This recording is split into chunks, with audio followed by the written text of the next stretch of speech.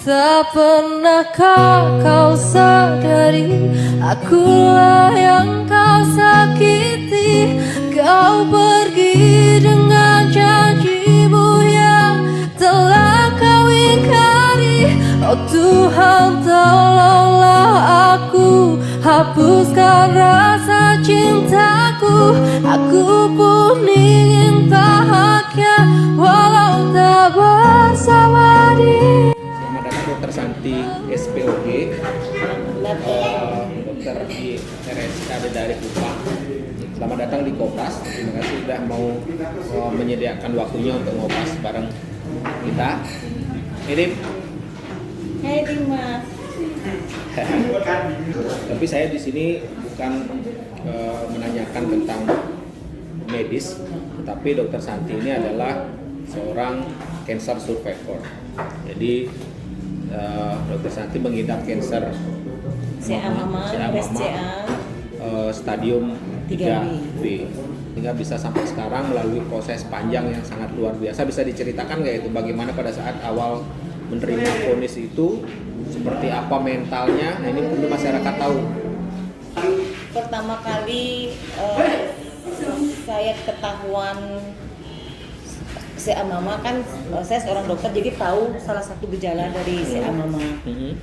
Itu bulan November tahun lalu, tanggal 10 November, saya habis mandi, kok ada salah satu gejala, saya lihat di cermin, retraksi puting. Apa itu? Retraksi puting itu putingnya ketarik. Oh, Jadi itu salah satu gejala CA Mama, dan jadi saya udah yakin. kenceng gitu ya? Ya, ketarik jadi nggak simetris. Oh, bentuknya berubah. Oke. Itu saya udah yakin ini CA Mama, karena saya tahu yakin gejalanya salah satu adalah itu. Setelah itu saya berusaha mencari benjolan. Saya berusaha sadari, akhirnya ketemulah benjolan di lateral kiri. Apa itu lateral kiri? Di sebelah luar bagian Oke. kiri, itu sebesar 5 cm. Dan waktu itu saya menangis karena saya udah tahu itu CA Mama. Cuman menangisnya Sudah juga feeling ya waktu sudah itu ya? feeling. Padahal kan belum dipastikan itu kan dia CA. Tapi kita seorang dokter, dari gejala itu udah 50% kemungkinan. Di samping saya juga ada genetik dari nenek, itu kan sekitar 20% gen. Jadi genetik berpengaruh, Iya. kemudian ya. Salahnya saya sudah ada gen CA Mama, tapi saya tidak pernah screening, mamografi terutama.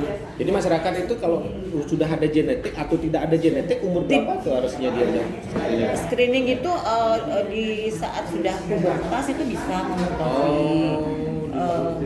Terus apalagi ada genetik itu harus mamografi screening. Setelah ngalamin itu, Iya. kemudian Kalau sehari-hari kita bisa sadari periksa payudara sendiri. Jadi kita meraba payudara sendiri. Kalau ketemu benjolan yang abnormal itu harus segera diperiksa.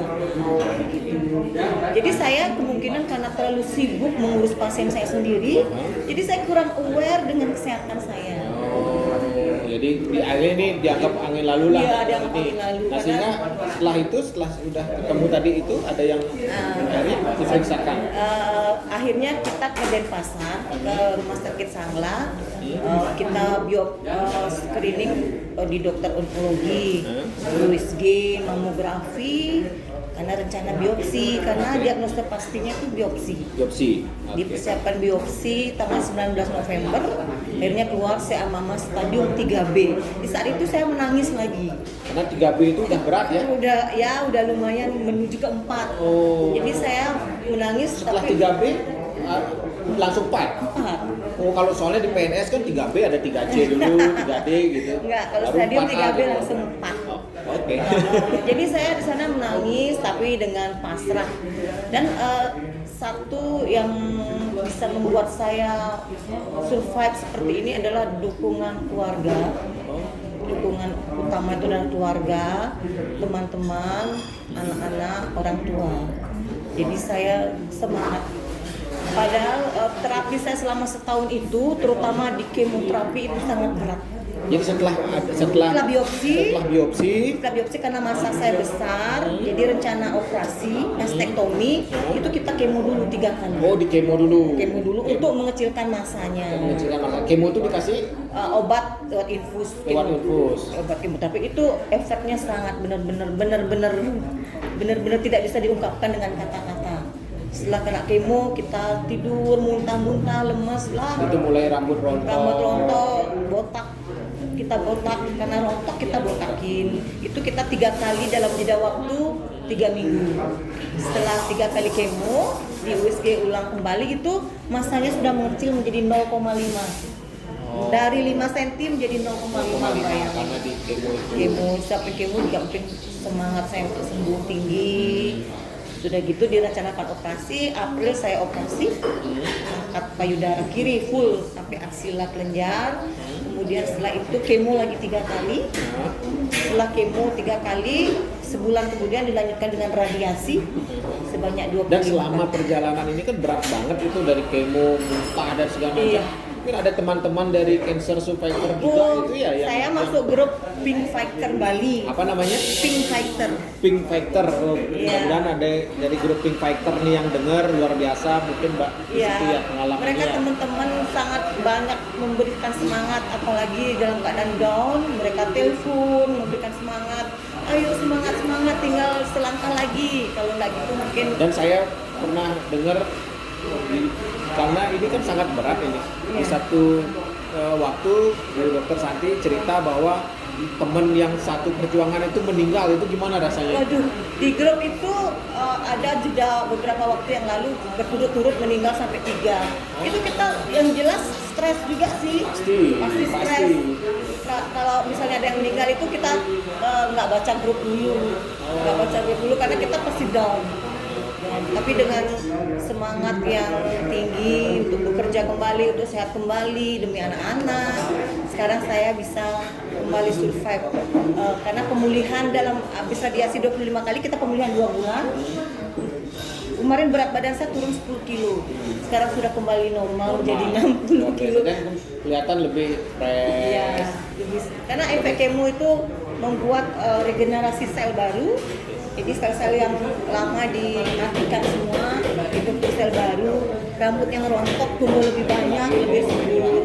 Jadi lebih mudah kelihatan. Katanya lebih mudah beberapa tahun lagi. Iya, benar itu lebih mudah Iya. beberapa tahun lagi. Terima kasih atas masukannya, pesan-pesannya kepada ibu-ibu yang masih muda atau yang sudah berkeluarga untuk agar tidak terjadi seperti Bu Dokter. Untuk mencegah lebih baik daripada mengobati, sebaiknya para ibu-ibu wanita sebaiknya screening lebih dini.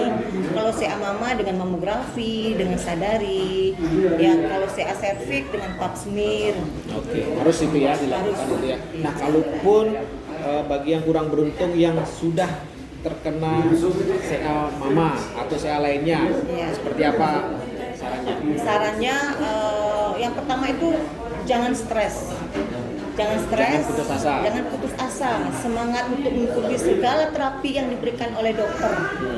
Dan kita pasti akan kembali indah pada waktunya. Jangan percaya bahwa itu tidak bisa disembuhkan, sulit. Jangan percaya, karena yang bisa menyembuhkan dan itu adalah Diri kita sendiri, semangat kita dan Tuhan dan yang di atas. support keluarga dan teman-teman, anak-anak dan orang tua. Oke, jadi tetap semangat yang saat ini sedang menderita cancer, tetap semangat. Untuk berobat, melewati masa-masa sulit, Betul. dan bisa kembali survive seperti saya saat ini. Bisa masuk di ininya ya, masuk di perkumpulannya ya, Bisa, jadi saling kita ini ya, saling Dan semangat. berbagi, menyemangati. Kita biasanya free fighter kalau tidak musim covid kita suka ngumpul, suka rekreasi, suka bernyanyi-nyanyi.